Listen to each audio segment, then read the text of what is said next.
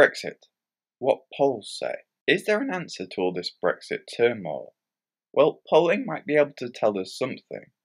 This video is going to tell you what my polls say about what people think right now.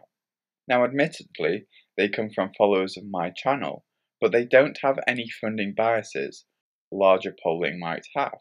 This is your chance to get an insight into the answers to some of the biggest Brexit questions. So what caused Brexit? You may remember I made a documentary style video on Tuesday detailing what went wrong with Brexit.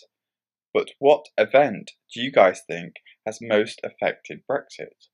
Well, I can reveal out of 159 votes, 64% of you feel the Good Friday Agreement has most affected Brexit, being the one event that actually stops the UK leaving the customs union and single market as a whole, because that would create a hard border in Northern Ireland, which goes against the terms set out in the Good Friday Agreement.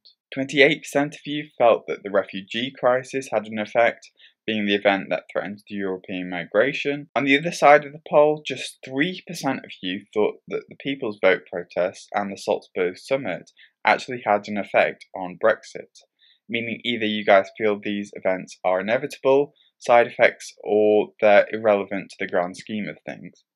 Interestingly, only 2% of you felt that the Joe Cox murder had an effect on Brexit. Brexiteers don't want to attribute their beliefs to the far-right terrorism, and Remainers don't want to attribute it either, which is interesting. I suspect had you had been asked this question nearer the referendum, more of you would have said that it does affect Brexit, but now it's confined to a blip in history.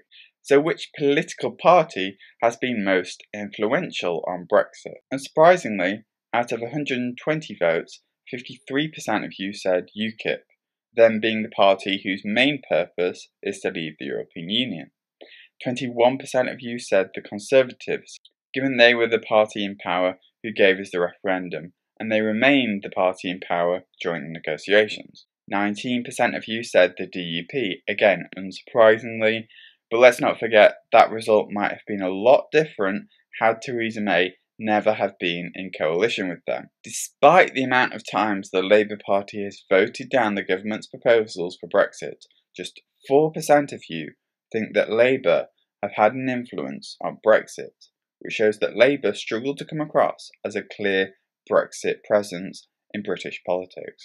And despite all the threats of independence, the SNP received just 2%, showing that they have struggled to make their mark on the issue of Brexit. Now, there has been a lot of resentment towards Theresa May's Brexit deal.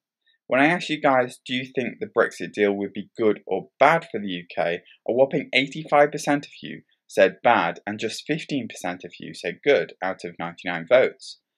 Amongst those of you who said good were the Northern Irish or those who didn't want a hard Brexit. Those of you who said bad were either comparing the deal to Remain or the deal wasn't hard enough for you. Too much rule taking, it would cost too much, no way out, etc. But something interesting happens when I alter the question slightly. I asked, do you want your local MP to accept or reject the Brexit deal?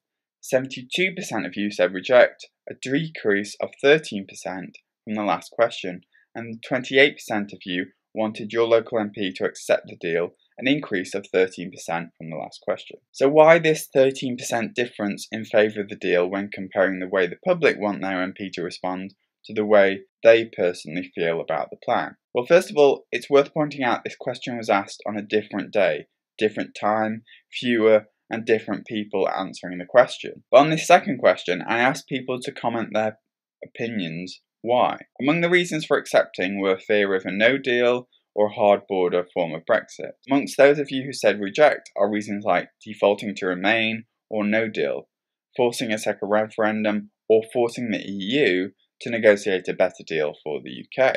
But either way, both questions suggest Theresa May's deal is not university light, which is consistent with polling done by YouGov. So what else can we do? Well, I asked you guys, out of the following 4 options, which would you prefer?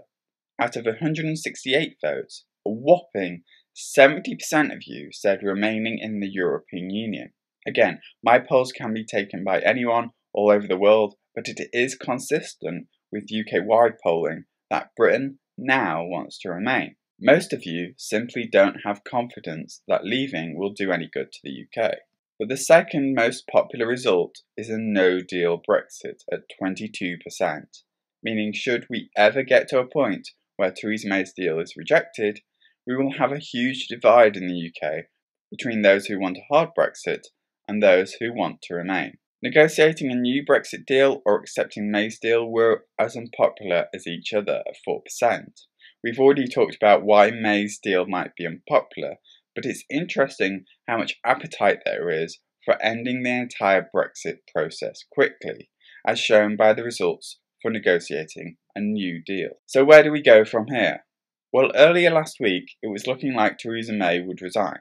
So I asked, should she resign, which of the following options would be most helpful to the situation? Again, out of 184 votes, 58% of you said a second referendum. A lot of you out there following my channel are Remainers and want the option to voice that Remain opinion. Interestingly, because I'm a Leaver and I try and make videos that are totally unbiased. Again, 22% of you said preparing for a no deal. 11% of you said a general election.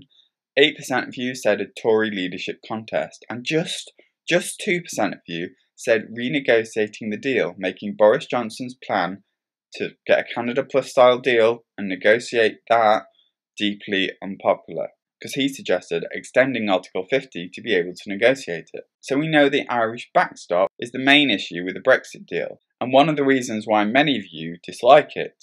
So I asked what needs to change about the Irish backstop. Out of 197 votes, 47% of you wouldn't mind creating a border down the Irish Sea, meaning the rest of the UK doesn't care about Northern Ireland, which again is consistent with the polling on Channel 4 News. Or perhaps it is that you care, but you'd rather see both the mainland and Ireland happy, and the only way to do that is to separate their needs. Now, Jacob Rees-Mogg has already suggested that the customs union that Northern Ireland gets is different to the customs union the mainland UK gets, and therefore we will already be having a border in the Irish Sea. 24% of you said none of the above.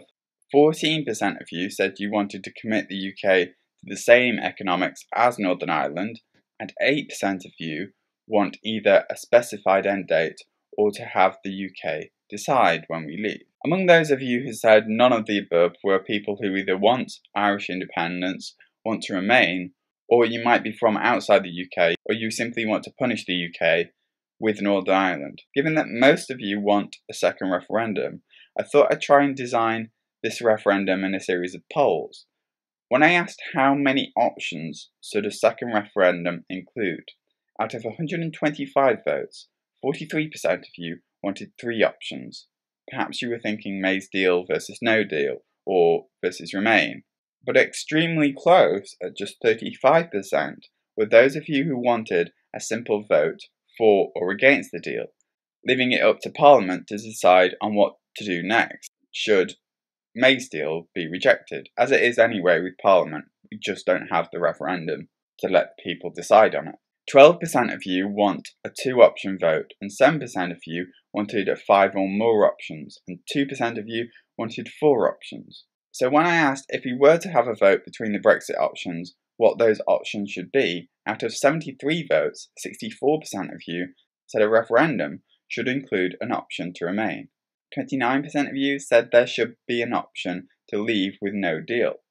5% of you wanted an option to accept May's deal, and just 1% of you wanted a specific choice on one aspect of Brexit.